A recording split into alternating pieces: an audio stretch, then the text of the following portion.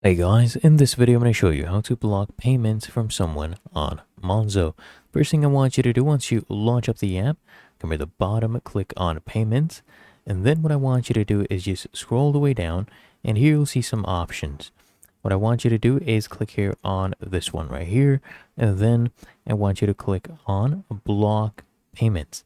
Now, what I need you to do then is just select the person you want to block payments from, and then what I want you to do is click here on block. Of course, they will not be notified that they have been blocked.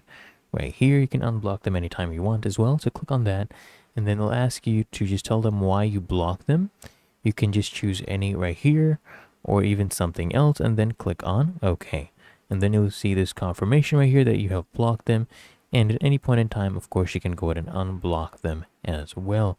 Really that easy. If you found this helpful, make sure you smash that like button and subscribe to Quick Fix, and I'll see you in the